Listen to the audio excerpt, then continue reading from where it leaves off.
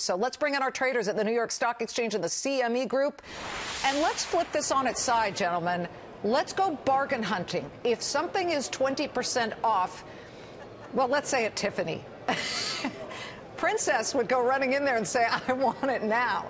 A lot of people run away from the NASDAQ and the stock exchange at the precise point where they should be buying it. We're also joined by Steven Wieting. He is with Citibank. And I want to start macro, Steven, because these stats may be scary to some, but opportunity for others. How do you see it?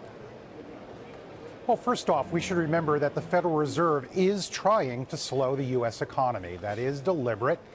When you fall through the 4% unemployment rate level and then you look and see that unfilled job openings in the United States are at all-time record highs when you've already come there, monetary policy is trying to engineer a slowdown. What I would think about in terms of equities is that a sector like healthcare has down today very, very sharply. But has had earnings grow in every single economic downturn.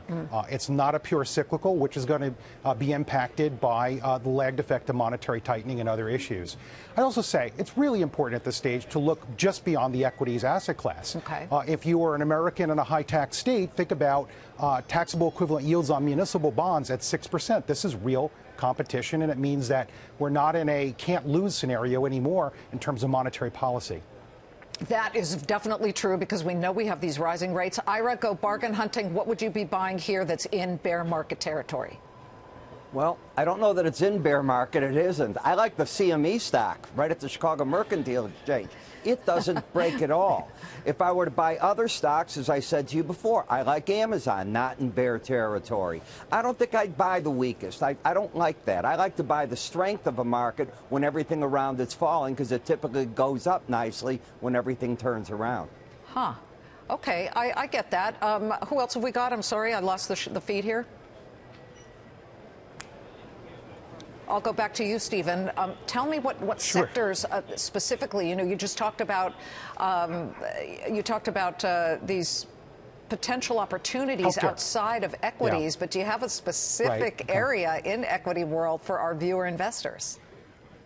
Well, look, I think about when you were mentioning before about bear market territory, when you think about information technology stocks, those that have rapid revenue growth and that are competing better than their competition in their industry, that are disrupting their industry. You take a look at many of those, and again, these are not going to be sort of boom and bust hardware makers.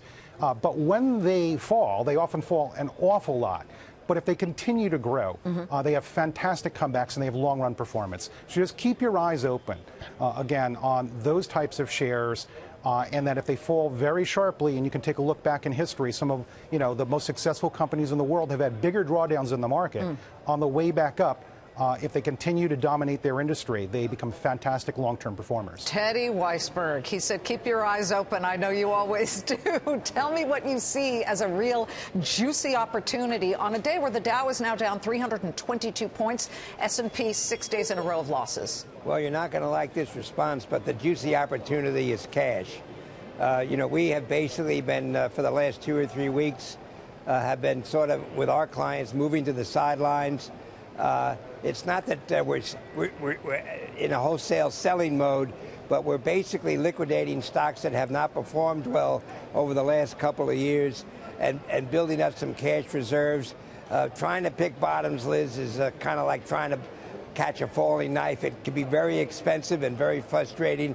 So we're going to wait till the markets tell us they've sort of settled. There's a lot of unknowns out there, not the least of which is the midterm elections. So for the moment, we're just going to stay on the sidelines and let the chips fall where they may. Cash. Fraidy cat. No, listen, we appreciate all the perspectives, and that's why we have it all together.